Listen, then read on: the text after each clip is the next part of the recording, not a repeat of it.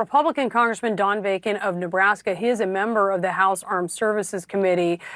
Sir, you had multiple tweets and retweets fact-checking President Trump's false claims that Zelensky is a dictator and that Ukraine started this war.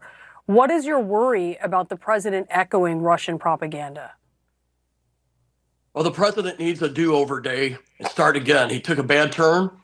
I think what he said is wrong. And it's a shame. I think many Republicans, I'm not saying all, but many Republicans know what the president said today was wrong. Putin started this invasion. He is the dictator. He has killed all of his opponents. Zelensky was rightfully elected. He is under martial law, and they have under their constitution that they can postpone their elections while under martial law. Ukraine is the victim. And I would ask that our president stand on the side of freedom, the side of democracy, the side of the victim, not the invader, and stick up for what's right. And so I want to be very strong in my words today because this Republican does not agree with what the president said. You're seeing a bit of a pile-on here. Elon Musk, Don Jr., Laura Loomer, really so much of the MAGA base jumping on Zelensky. Zelensky said this morning, as we mentioned, that Trump lives in this disinformation space. The vice president called that from Zelensky disgraceful. He said, quote, "Everyone who knows the president will tell you that is an atrocious way to deal with this administration." Should Zelensky have handled this differently, what he said? I think he handled it tactfully. You have to push back. He is the victim. Putin is the invader. Putin's bombing of cities. Russians are obliterating the towns that they have taken over, and they've assassinated or murdered prisoners of war. They've raped and pillaged. Russia's on the bad side here, and we need a president that has moral clarity when it comes to this war. And I right now don't see that. I had hoped the president would step up and be better than Joe Biden. I felt like Joe Biden was slow in getting weapons there. He was using rules of engagement that restricted Ukraine. It was really feeding the gridlock. Now I had hoped that this president would step up and try to finish this war in the right way, not in an unnoble way. And this what we see today is not a noble course of action. We're standing on the side of the dictator, not the side of democracy. Speaking of Trump's affinity for strong men, right now he's set to speak at an investment conference in Miami, backed by the sovereign wealth fund of another autocratic regime, the government of Saudi Arabia. It's where we start the hour with Michigan Democratic Senator Elissa Slotkin. She's a member of the Senate Armed Services Committee, the Homeland Security Committee, and a former analyst at the CIA. I want to call on that third area of expertise, which you bring so skillfully to your role as a senator, and ask you what's happening right now in Ukraine. What are they having to do based on Donald Trump's public statements? Yeah, well, look, I was just at the Munich Security Conference, and our bipartisan delegation met with Zelensky. We obviously watched the J.D. Vance speech live. I think right now the Ukrainians who have been fighting, who have been trying to hold off the invasion of their country, are looking around the world and saying that the United States, the country that since World War II has been on the side of democracies, is now not only just maybe walking away, but actually siding with the aggressor, with the autocratic regime. I can't overstate how different this is in the post-World War II America. And I think Ronald Reagan must be rolling over in his grave right now to watch a Republican administration, after all he did to help us win the Cold War, now not only sort of supporting Putin's position at the table, but just sort of gushing over him in this bromance that they have. So it's a really disturbing day because it will have impacts on international security and on the security of the United States, full stop. Can you explain that to us? How does that impact our ability to protect ourselves? How does that impact intelligence sharing? How does that impact what our allies will share with us? Sure. Well, it certainly, I think, makes them hedge. And we saw that in Europe this past week. Again, the European leaders were like, look, we usually take our cues from the United States. We usually come to you first. We usually push off if the Russians want to make a deal with us or the Chinese want to make a deal with us, because we'd always prefer to be working with you and take our cues from you. That's now not the case. They will openly say, like, you've been the leader for 70 years. We're not so sure you're the leader of the next, 100 years.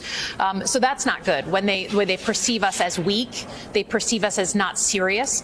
But I think more importantly is, you can think whatever you want if you're, watching the situation in Ukraine. But guess who's taking notes on everything that's happening? The Chinese government. The Chinese, which are our major competitor, they're looking and they're basically saying America just doesn't have the willpower to actually defend when a democracy is invaded. That's important for us to know, because maybe we're interested in taking over territory like Taiwan. So I just think it's not just about Ukraine. It's about the signal it sends about America retreating from the world and being totally fine to cede leadership to places like Russia or China. What do you hear when you hear an American president say, it doesn't matter what happens there, we have an ocean? I mean, the history of Pearl Harbor and 9/11 is that those oceans didn't do us much good here at home.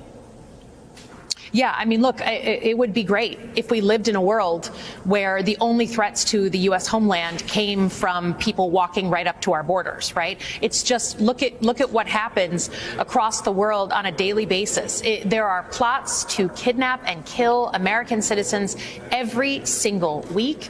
There are plots to attack our homeland every single week.